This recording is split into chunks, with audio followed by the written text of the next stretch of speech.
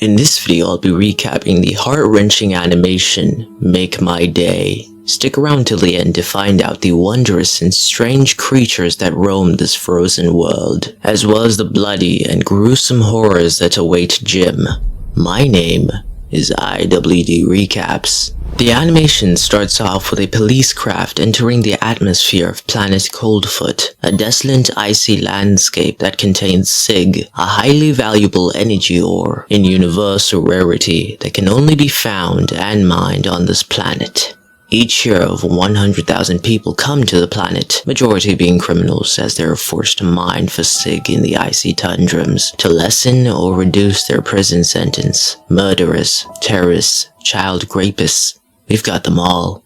Except for politicians. Our main character, Jim, is doodling. He's a prison guard on board, escorting inmates to White Prison. Jim gets knocked out by his boss for an offensive depiction of him, and wakes up in his room with his grandpa, Ed, sitting in the lounge. He loads a Sig ore into the heater. Apparently one ore is able to power a generator for a year. Damn. Imagine what would happen if you loaded a few of those things into a vibrator. Damn. Jim and Ed have breakfast and head out for the day. At their hallway outside the apartment, they meet two kids who ask Jim to draw them pictures. Out comes their mother and older sister, Marnie, who's pregnant. Marnie and Jim give each other an awkward look, and they carry along their day. Jim goes to work, and standing guard, he gets approached by his boss for meager chit-chat, but are interrupted by sentries carrying a message from their leader, Kathy Beck, to the prisoners. The planet's atmosphere is poisonous, and its surface is completely frozen.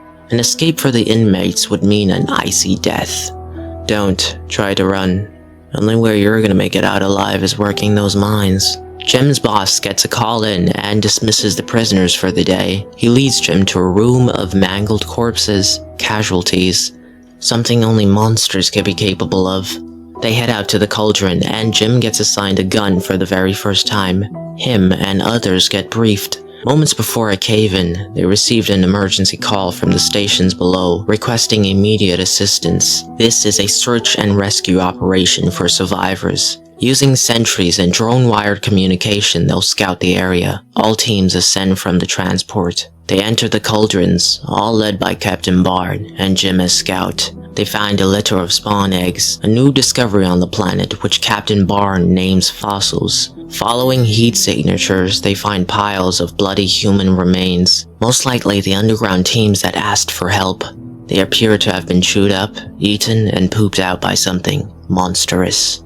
Then, something pulls on Jim's communication wire and drags him down, fishing and reeling him in. He takes off his exoskeleton and stops being pulled, but falls down a crater and loses his gun. He wakes up to a pile of human remains behind him. He scavenges through and finds a survivor amongst the remains, a prisoner. He tells Jim not to be loud, to be very, very quiet as not to wake up the monster above, the fossils. Jim tears through the fleshy excrete for supplies and anything that can be useful. The prisoner helps him and they find communication drones.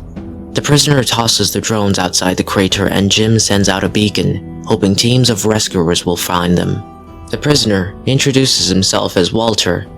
Walter's very suspicious of Jim as he's a prison guard and doesn't trust him. After some time waiting, Jim's rescue team finds them and throws a rope down. Their team, not knowing they should be quiet, unintentionally wake up the fossil at the top of the cave. Jim's boss fires his gun, but his bullets are not effective. The monster grabs a hold of his helmet as he pulls Jim and Walter up. The creature takes full hold of Jim's boss as well as the short MILF, and eats them as they get pooped out seconds later as mincemeat. Fuck, that looks so yummy.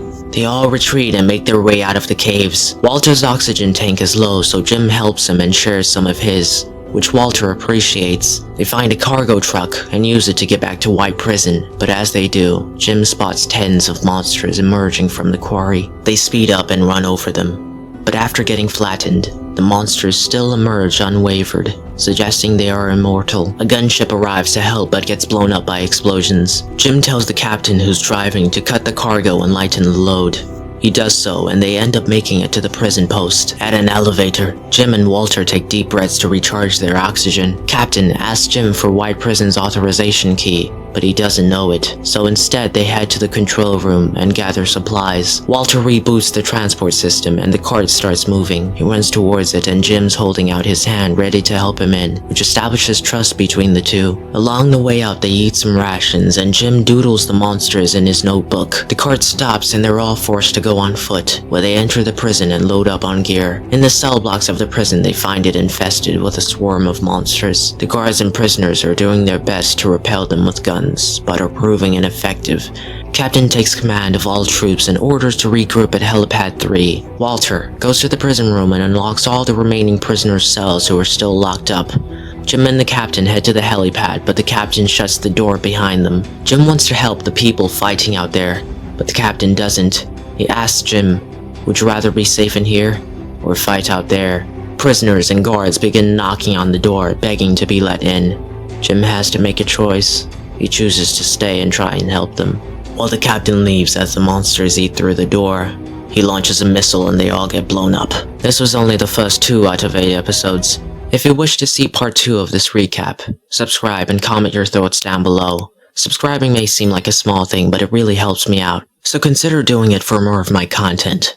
My name's IWD Recaps. Peace out.